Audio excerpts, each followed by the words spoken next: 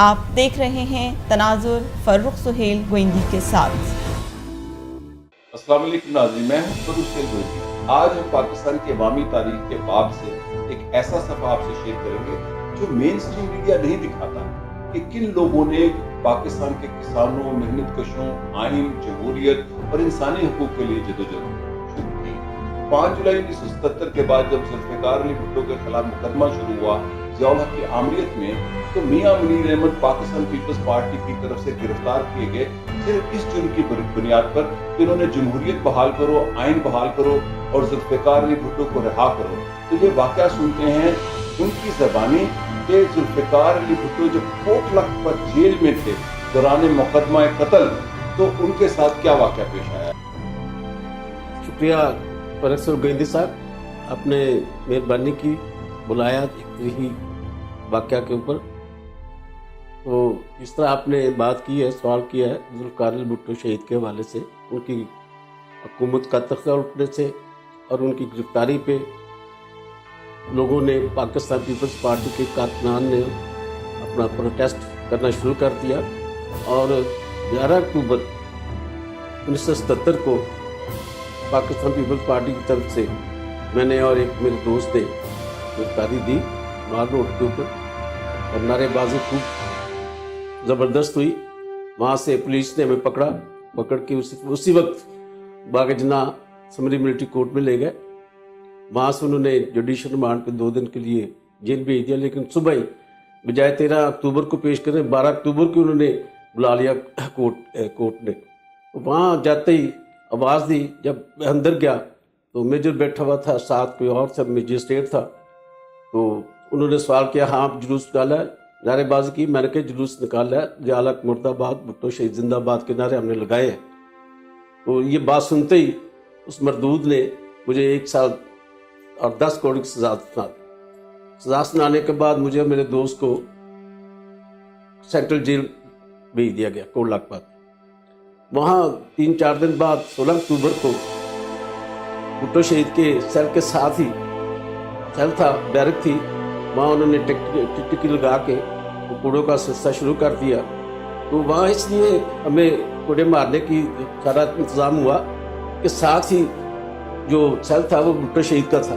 تو ان کے ذہن کی بات یہ تھی، سوچ یہ تھی کہ یہ ان کو جب کوڑے پڑیں گے، کچھ چیخو پکار کریں گے، آہوزار کریں گے، تو بھٹو شہید کو مینٹل ٹارچر ہوگا، اس کو پتہ چلے گا کہ یہ کیا ہو رہا ہے۔ لیکن الحمدللہ اس نے کوڑے مارنے شروع کیے جلاد نے، اور 6 کوڑے جب مارے تو اس طرح مجھے لگ رہا تھا کہ جیسے کوئی گرم چیز، پانی یا کوئی چیز میرے نیچے گر رہی ہے۔ لیکن 6 کوڑے لگنے کے بعد میجر نے کہا کہ یہ تو آپ بکار نہیں کر رہے، چیخو پکار نہیں کر رہے۔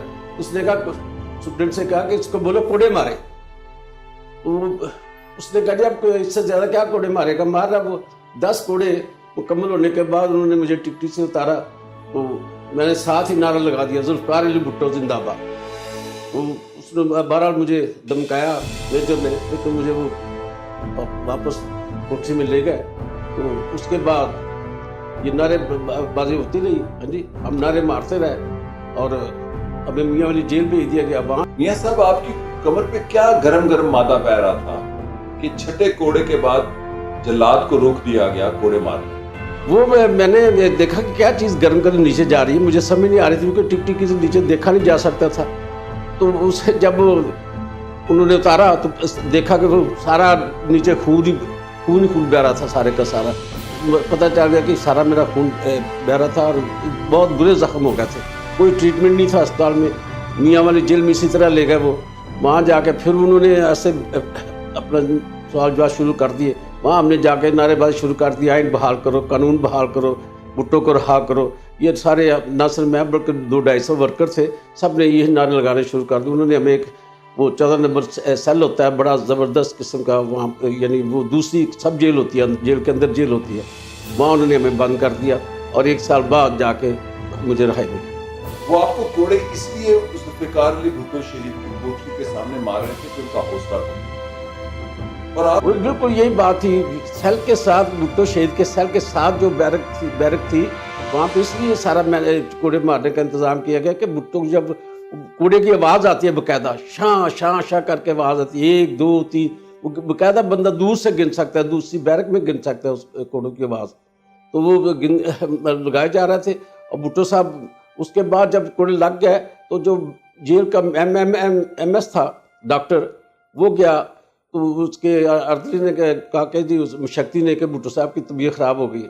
तो वो डॉक्टर गया तो वो तबीयत ख़राब क्या थे, गुस्से में थे, और वो गुस्से में ज़िया लाख को गालियाँ देते जा रहे थे और कह रहे थे मेरे बेटों को कोड़े मारे जा रहे हैं, ये इंसानियत सो जो जुल्म है मैं बर्दाश्त नहीं करूँगा और मैं देखूँगा, मैं बदला लूँगा। इस तरह के भुट्टो साहब ने गुस्से में आके डॉक्टर साहब से बातें शुरू कर दी। तो ये थे मियां मुनीर अहमद, पाकिस्तान के उन सपूतों में से एक सपूत जिन्होंने पाकिस्तान में जमहूरियत की बहाली, आइन की बहाली और आमरीत मुर्दाबाद का नारा लगाया माल रोड पर आकर, और ये कहा कि जुल्फ़िकार अली भुट्टो को रहा करो।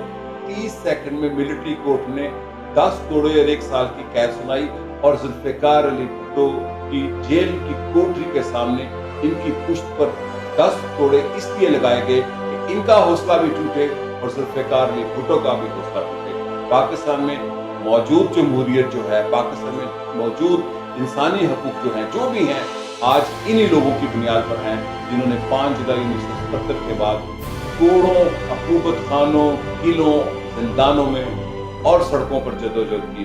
शुक्रिया और खुदा।